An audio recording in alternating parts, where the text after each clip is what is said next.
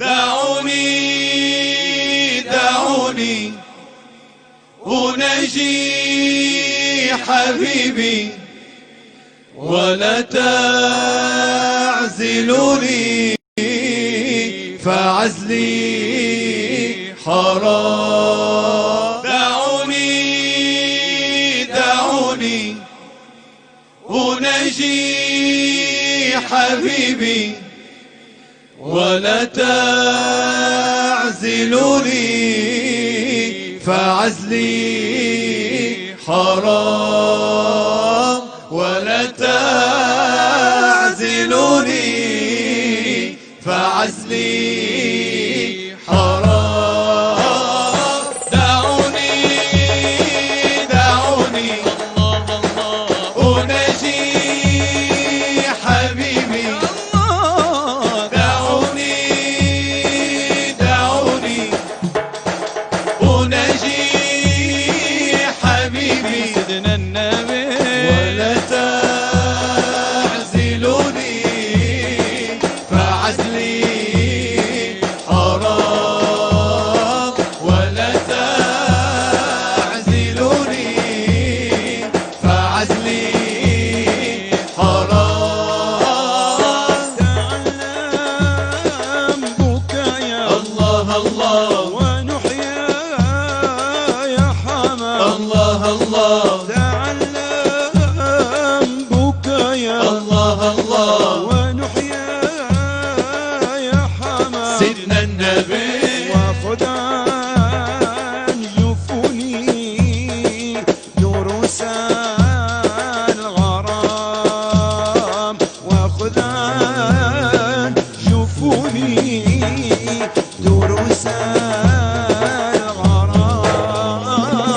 دعوني دعوني أناجي حبيبي دعوني دعوني أناجي حبيبي سيدنا النبي ولا بالغفران والمصيئة بالإحسان بما سلوا ومن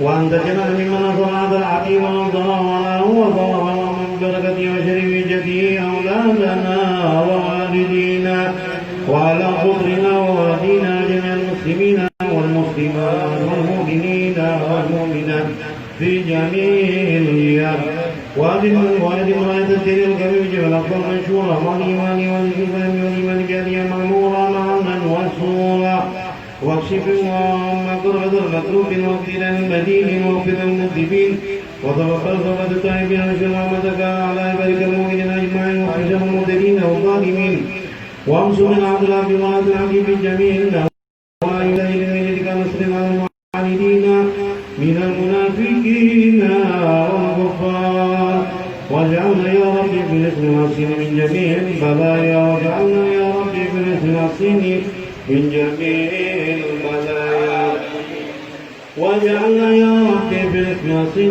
من جميع البلايا وقنا المكين من الذنوب والخطايا لنا بالامر البذل والصدق بكلمتك الكريمين واذا توفيت الارض والصفات وصل المسلمين مؤمنين واغفر لنا من كافرين اجمعين وصل وسلم على هذا الحبيب المحبوب للاسلام والنبي المنصور واخر دعوانا الحمد لله رب العالمين سبحان ربك رب العزه عما يصفون وسلام على المرسلين والحمد لله رب العالمين. سر الفاتحه.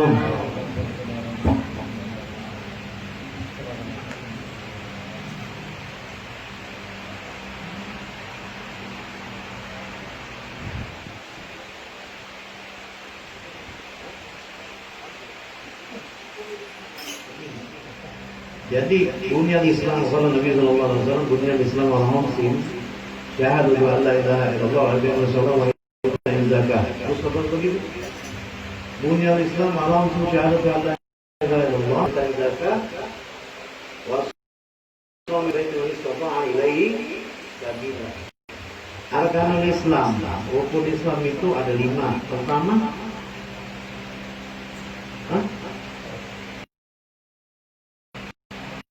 syahadat.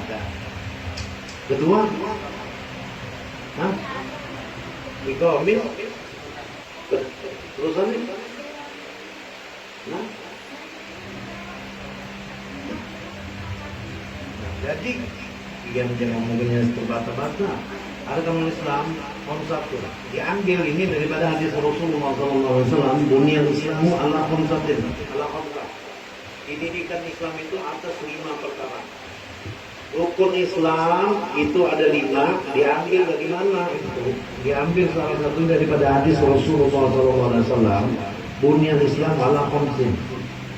Didirikan Islam itu atas 5 perkara. Satu kata Rasulullah, syahadatu an la ilaha illallah wa iqamis shalah wa ita'iz zakah wa shaumi ramadan wa hajjul baita man istata'a ilaihi sabila. Pertama, mengucapkan 2 kalimat syahadat. Kedua, mendirikan salat. Ketiga, mengeluarkan zakat. Keempat, puasa bulan Ramadan. Kelima, pergi haji bagi yang sanggup melakukan perjalanan, bukan sanggup tulus dengan duit. Nah, daripada bab yang pertama, syahadatu alla ilaha illallah, itu berarti kita mengucapkan asyhadu alla ilaha illallah Muhammadur Rasulullah. Nah, kalau ada yang bertakun kepada kita, ma makna syahadah, ma makna syahadatain, ma makna asyhadu alla ilaha illallah wa asyhadu anna Muhammadar Rasulullah. Apa maknanya, maksudnya yang mengucapkan aku bersaksi tiada Tuhan selain Allah, aku bersaksi Muhammad itu utusan Allah. Yang melihati Allah kada? Melihati Allah kada? Nah, jadi jangan main biar kalau pian kada tahu makna sekurang-kurang daripada 2 kalimat syahadat, rasanya kalau pian mau masuk surga itu kata di dalam bahasa dulu jannah hatta yadkhulul jannah bisamil khiyat. Kalau kada tahu itu, kita memaksakan diri kita masuk surga, bulu ontak mau dimasukkan ke lubang jarum. Umpama dimasukkan ke lubang ontanya, bulunya aja tak masuk. Jadi kalau syahadatu alla ilaha illallah, hukumnya kita mengetahui ini, mengetahui wajib hukumnya. Ini sudah bersunat belum? Belum sunat.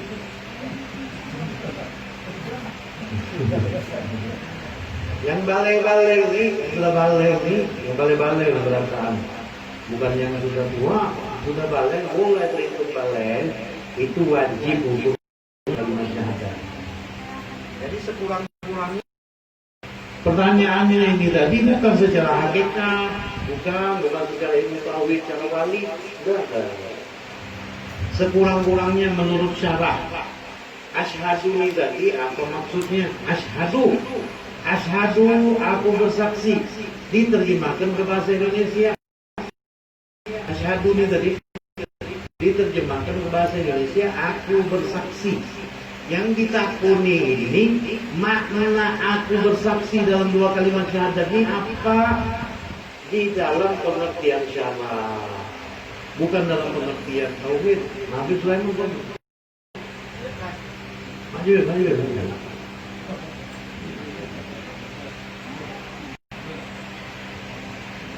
Jadi kalau pengertiannya kita kada tahu asyhadu ini apa, bukan soal masuk surganya, surga itu haknya Allah, ulun kada berhak. Yang masuk surga menurut kian pasti masuk surga, ulun kada berhak. Siapa yang kada paham mana daripada 2 kalimat syahadat ini, maka jelas keislamannya diragukan secara syarat, secara hukum biji. Jadi kalau dia mengucapkan asyhadu alla, waktu sholat tu kan, asyhadu alla ilaha illallah, ujar guru-guru atau habib-habib meminta itu musyahadah, memusyahadatkan Allah. Memusyahadatkan Allah itu dengan apa? Jadi maksud kalimat asyhadu ini apa? Nah, biar dia belum tahu masih.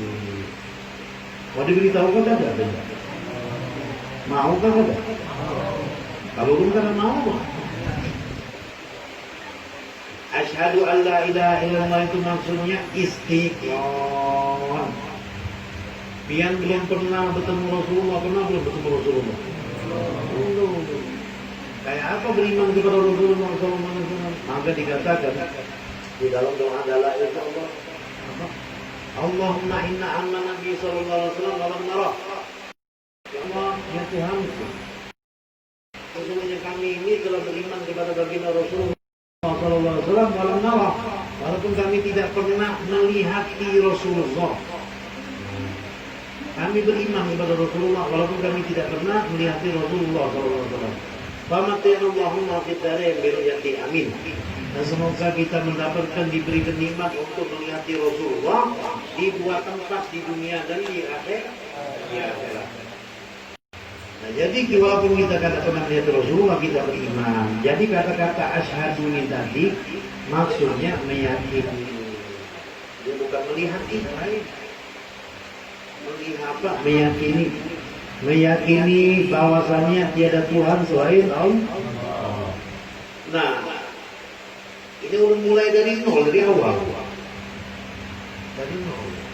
Ini yang dipelajari dalam kitab-kitab bidaya, kitab fikih. Bukan kita hakikat ini. Kalau belum buka nanti masalah kita hakikat, nanti penting lagi. Jadi kadang ulun seorang kadang bingung mau membukakan di mana. Kalau membuka kitab kabilah, yang cuma mesti isi kitab semuanya. Ada keguling-gulingan kita di sini. Bila mana dia mengantuk, sidang pakai air mau. Jadi asyhadu an la ilaha illallah itu maksudnya meyakini bahwasanya tiada Tuhan selain Allah.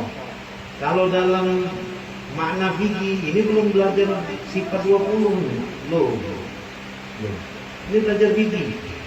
Kita ini belajar apa? Belajar hakikat enggak? Ini belajar fikih. Wasannya wasan fikih. Jadi ini tadi meyakini. Nah, meyakini ini yang meyakini di dalam dua kalimat syahadat ini belum masuk ilmu yakin. Yakin awam apalagi. Yakin awam. Dia melihat di malaikat kan, tak kenapa kan, tak apakah. Pokoknya yakin pendahulunya itu bang. Asyhadu an la ilaha illallah wa asyhadu anna Muhammadar Rasulullah. Belum ilmu yakin. Kalau pian masuk ilmu yakin sekurang-kurangnya mempelajari sifat 20. Nah, baru bertambah pula. Sifat Allahnya ada berapa? Ada sifat mustahil, ada sifat jaiz, ya Allah? Ada sifat wajib. Jadi kalau mengucap pertama ini dahulu, asyhadu maksudnya meyakini istiqomah. Tiada Tuhan selain Allah. Pertanyaannya sekarang, tiada Tuhan itu maksudnya apa? Pengertiannya apa? Pengertian la ilaha illallah. Bukan secara ilmu kalam, bukan secara ilmu hakikat, bukan. Tapi secara fikih. Pengertiannya apa? La ilaha illallah, la ma'bud bihaqqin fil wujud illallah. Tidak ada yang berhak untuk disembah. Tiada yang mempunyai hak untuk disembah di seluruh alam ini. Tidak ada kecuali hanya satu aja. Allah Subhanahu wa taala. Wa asyhadu dan aku meyakini, aku bersaksi dan meyakini bahwasanya Muhammad itu adalah utusan Allah. Utusan Allah Subhanahu wa taala. Nah, kalau meyakini utusan Allah ini belajar sirositin mengerti. Kayak apa mulai daripada Rasulullah SAW lahir sampai Rasulullah SAW wafat. Apakah para nabi dan rasul mempunyai sifat wajib mustahil? Ada. Fatona ada berapa tuh? Amanah, fatona. Hah? Ada berapa? Sidik, amanah, fatona. Tabligh akbar. Apa? Ada 4. Sidik, fatona. Sidik, fatona, amanah.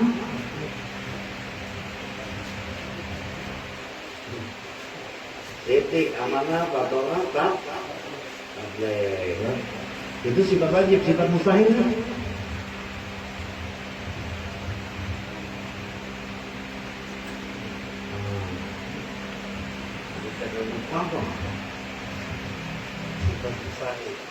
Sifat mustahil bagi Nabi dan Rasul, sifat mustahil.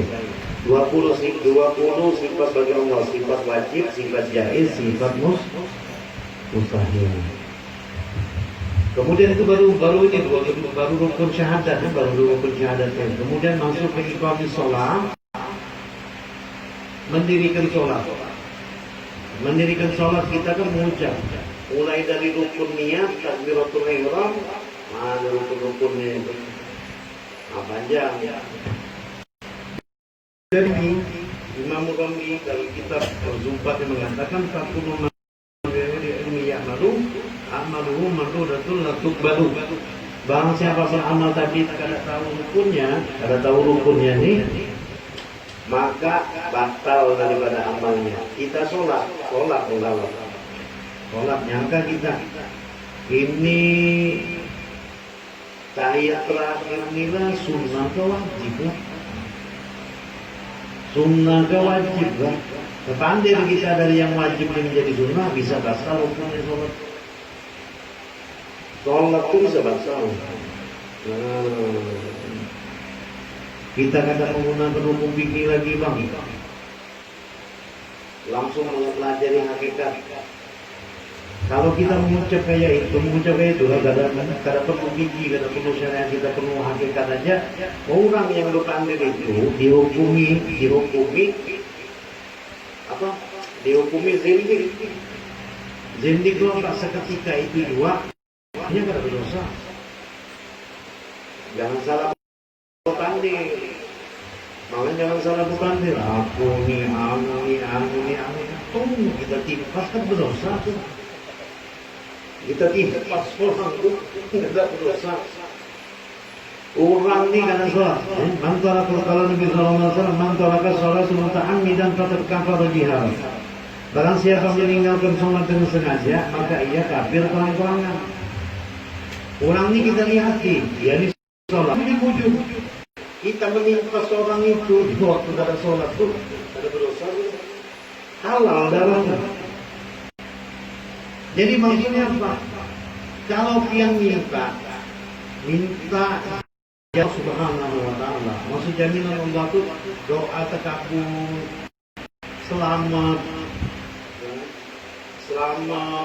sejahtera, dilindungi oleh Allah, berarti jaga jarak kian antara masing-masing waktu sholat, mulai dari sholat subuh sampai ke sholat zuhur.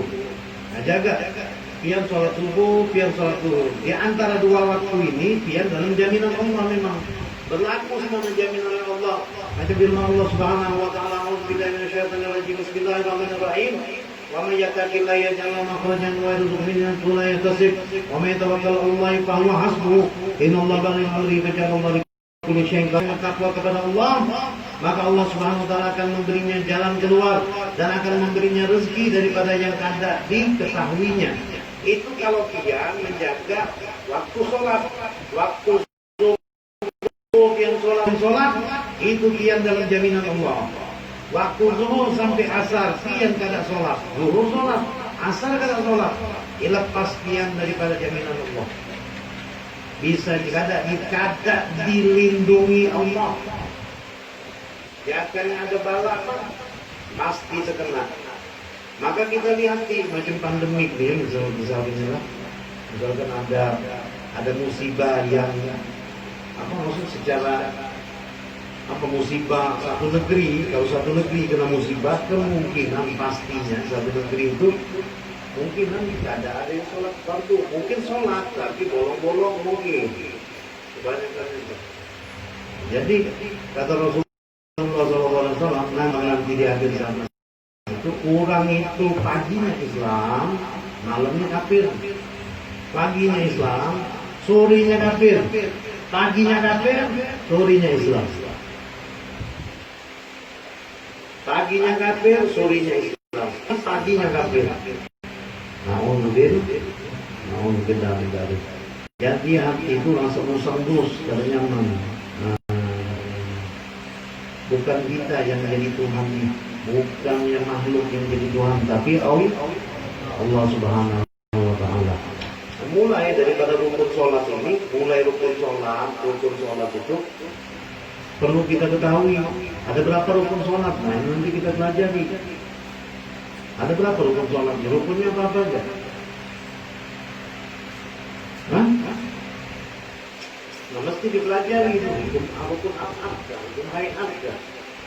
Rukun takbir. Mulai kita minta Allahu Akbar. Allahu Akbar. Kenapa mesti kayak ini? Yang ini kayak apa? Gak kayak ini kan? Ini kan? Nanti sholat ini Allahu Akbar. Kayak apa tangan ini? Nah, tangan ini kayak apa? Bisa berenggang? Apa kayak ini kan? Gak terenggang. Renggang bujur gada. Renggang aja sedikit. Begini bujur boleh, terenggang sedikit boleh. Begini boleh. Begini boleh. Kayak ini bang. Kalau dari bulus kumpul kan kayak ini. Nah, kenapa kayak ini? Katanya alif lam lam ha. Siapa yang memandirkan? Memandirkan ini dah jari sini. Alif lam lam ha ini siapa yang memandirkan? Kitabnya apa? Kalau pelajaran ini mesti disebut nakalnya tuh. Mungkin ini dari mana? Dari Imam Anu. Ujar Imam ini di dalam kitab itu. Nanti berpandir adabmu. Adab apa? Kalau orang mengajar diri hati, adab orang mengajar kepada gurunya, adabnya ada kada? Disebutkan kada? Aku dari guruku dari gurunya.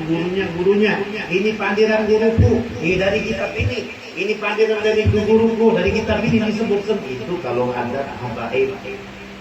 Kalau ada habaib. Cuman kalau ada orang hutan, belum ada tahu. Ada orang hutan. Mungkin yang sudah di pondok-pondok apa, di pohon-pohon udah suka betul-betul suka mungkin. Ya itu, ada bekantan. Kalau ada habaib, disebutkan gurunya. Nah, jadi kada maling. Sebab kenapa ada ilmu dari guru? Jangan maling dari guru. Jangan maling dari guru disebutkan. Jadi siapa yang memandirkan dia ini? Nah itu Syekh Muhammad Saman. Syekh Muhammad Saman di mana? Di dalam kitab Ighathatul Lahfan. Kitabnya. Kitab Ighathatul Lahfan. Ujar Syekh Muhammad Saman, tangan ini tadi perlambang daripada Allah, alif lam lam ha. Kalau kita mengangkat tangan ini takbir. Kenapa dinamakan takbiratul ihram? Takbir yang diharamkan maksudnya. Ya, kenapa? Yang pernah dipikir kan, ihram apa langsung pergi haji apa kan? Itu karena kita ini kada paham, gampang kita gampang kita untuk disesatkan orang. Kadang karena kita juga kada paham, akhirnya kita orang bisa tersesat. Bukan disesatkan orang. Otak ini kada sampai. Kalau lagi busang, ya kalau lagi busang, bukan keadaan aja, keadaan batin gelap. Maka dikatakan dalam ayat Pemajara Allah Subhanahu Islam. Kalau hati itu lapang, nyaman, berpikiran ada dalil. Aku ini susah, kayak apa gak jalannya nih? Membaca salawat, membaca idalah ilfam, rasanya ada insyaallah jalan dari Allah. Tenang hati. Tapi kalau hati ini gelap, tertutup, nah sudah. Wa khatama Allah ala qulubihim wa ala sam'ihim wa ala absarihim ghishawa. Kalau sudah berarti ditutup oleh Allah, khatama Allah ala qulubihim wa ala sam'ihim. Khatama Allah ala qulubihim. Hati itu ditutup oleh Allah. Khatama Allah ala qulubihim wa ala sam'ihim wa ala absarihim. Nah sudah. Kalau sudah hati ditutup, telinga ditutup, pandangan mata ditutup oleh Allah, apalah? Hati mati. Hati juga mati. Ya, hati kita mati. Kuping kita buta. Mata pulang buta. Ada kan itu ngacun lah. Mati makanya. hati gak ada merasa. Qaddamallahu ala qulubihim wa ala sam'ihim, kuping peka, wa ala absarihim, mata buta pulang. Udah bisa tangan juga. Orang kada kawa mendengar, kada kawa melihat, kada jadi masalah. Mungkin buta, mungkin budak, oke. Tapi dia punya feeling kuat, dia punya hati kuat, hatinya masih bisa merasa. Tapi walaupun dia matanya bisa melihat, kupingnya bisa mendengar, hatinya mati, nah itulah namanya bangkai hidup. Jadi bangkai hidup juga. Balik kepada hukum sholat tadi, yang takbiratul ihram. Kenapa dinamakan? Kita berpikir kenapa dinamakan takbiratul ihram? Kenapa dinamakan ihram? Kenapa tidak diomongkan takbir pembukaan, takbir akbar kan? Usolli waktu zuhri arba rakaatin lillahi ta'ala. Allahu akbar. Allahu akbar. Takbiratul ihram. Kenapa sebab? Maksudnya kan takbiratul ihram itu diharamkan apa yang sebelumnya halal. Apa yang sebelumnya halal. Halal itu apa? Ini macam makan halal enggak ada? Sudah biar sholat jadi halal. Berpandil halal enggak ada? Halal. Sudah biar sholat haram. Nah itu maksudnya pembatas takbiratul ihram. Kalau pian sudah takbiratul ihram, bermain-main pulang, berkanakan elastik ini, bertiktok-tiktok, Allah Akbar. Nah, sering-seringnya begitu, ngomong terus-terusan begitu itu pasti matinya paling kadang kesama sering. Ada kata jelas matinya. Pasti matinya itu pasti kada jelas. Pasti. Sebab di dalam hadis qudsi disebutkan hati-hati. Ini sebelum sholat dalam hadis qudsi oleh Al-Imam Al-Haddad di dalam kitab Risalatul Mu'awanah. Murid kalau sudah belajar kitab pada seluruh murid belajar kitab Risalatul Mu'awanah. Nah ini kolnya Imam Al-Haddad bukan dalam kitab pada seluruh murid, tapi dalam kitab Risalatul Mu'awanah, hadis qudsi. Jadi bila mana seseorang ini tadi sudah menghadap kiblat, belum takbiratul ihram, sudah menghadap kiblat, lalu bini mengundang, mengiau, oi abahnya, kenapa main? Anu makan dulu, nanti aja bang, baru kita tegak lagi dalam sajadah nih. Sekali kita berpaling, belum takbiratul ihram. Sekali hadis qudsi. Sekali kita berpaling, Allah ini hambaku mencari yang dikiranya lebih baik daripada aku. Sekali. Langsung Allah berpanggil. Ini orang mencari yang dianggapnya lebih baik daripadaku, maka ianya berpaling daripada aku. Belum takbir ini. Nah ini ya, pada tahu. Nah ini dikasih tahu. Berdiri lagi sholat. Ada tamu pula. Assalamualaikum. Rusdi. Ada Rusdi nggak? Pak Rusdi. Maka keluar lagi kita mengapa membuka pintu melihat ini 2 kali. Kata Allah Subhanahu wa taala, ini orang daripada aku karena mengharap menyangka yang lebih baik daripada aku. 2 kali. Balik lagi si utuh bumul ini tadi. Harusnya siap tadi anaknya pulang, bang, berita, aku mau pergi sekolah mah. Kita jajan. Oh iya anak saya tunggu dulu. Keluar lagi kita nih, mau mengambil itu duit bersih anak. Apa kata Allah? Kada berpandir lagi Allah Subhanahu wa taala. Sesudah itu Allah berpaling daripada orang ini selama-lamanya. Jangan esok sholat lagi. Tapi kalau sudah kada dapat nazrah lagi dari Allah, percuma juga. Percuma. Kalau tidak ada nazrah lagi, tidak ada pandangan daripada Allah. Biar tukang tungging, Allah kada melihat lagi. Namanya celaka sudah hidup. Paling secelaka-celakanya orang bila mana ia dari beribadat, ibadatnya kada diterima oleh Allah. Kita ini mencari dunia masyaallah dengan berbagai cara. Masih berbagai cara nih tadi, dengan cara halal lah, iya. Ada yang dengan cara haram, nih tadi. Ada dengan cara lembut, nanti cara lembut. Layu pedagang ini kan ada cara maksa. Ikan beli kan ada, kalau kadang kipas itu ada mungkin dengan itu. Ada. Baik dengan cara halal kah, dengan cara haram kah, dengan cara halus kah, dengan cara kasar kah, berhasil kah, kada berhasil kah, sugih kah, miskin kah, ujungnya apa? Ujungnya mati. Habib kah, guru kah, ustaz kah, si bungul kah, sugih kah, melarat kah, gelandangan kah, pejabat kah? Wallahu ta'ala kullu nafsin dha'iqatul maut. Kita doakan nama Agus mudah-mudahan kuburnya diluaskan oleh Allah.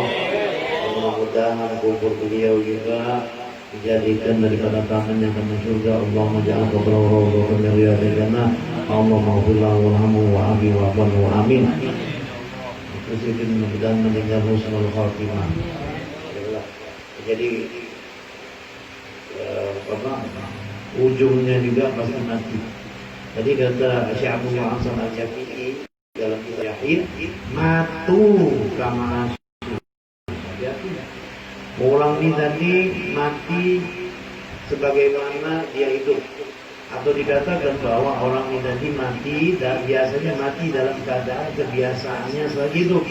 Kalau dia tidak kebiasaannya dalam ibadah, insya Allah dia mati dalam keadaan ibadah. Kalau dia kebiasaan dia nonton TV, 80% dia mati dalam keadaan nonton TV. Kalau kekanak-kanakan ini kebanyakan menghadiri maulid, biasanya 80% kesempatannya meninggal husnul khotimah dalam keadaan maulid. Contohnya Amang Agus itu kalau beliau meninggal waktu keadaan mau pergi ke. Nah itu Masya Allah. Sebagus-bagusnya keadaan kalau kita meninggal dalam keadaan yang baik, dalam keadaan husnul khotimah. Ya Allah biha, ya Allah biha, ya Allah bil khatimah, ya Allah biha,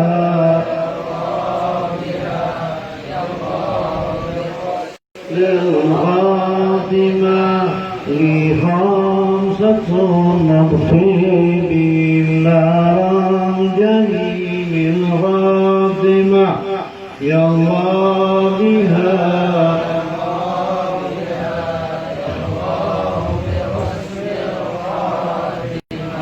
لعاشة نضفي بالنار جميل الخاتمة يا الله بها يا الله بها يا الله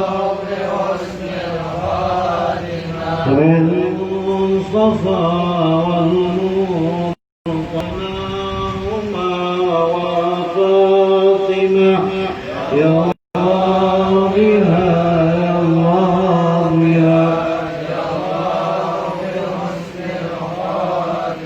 يا الله بها يا الله بها يا الله بالتوبة والقبول يا الله يا الله بحسن الخاتمة. Langsung sudah cukup dulu sebentar ini. Demikian yang bisa ulun sampaikan, mudah-mudahan memberikan manfaat bagi ulun yang menyampaikan dan bagi pian yang mendengarkan.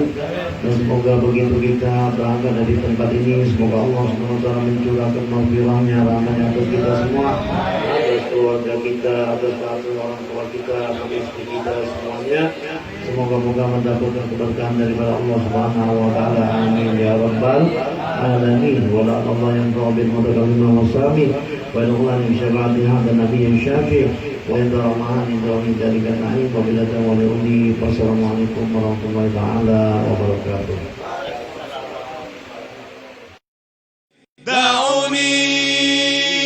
دعوني أناجي حبيبي ولا تعزلوني فعزلي حرام ولا عزلي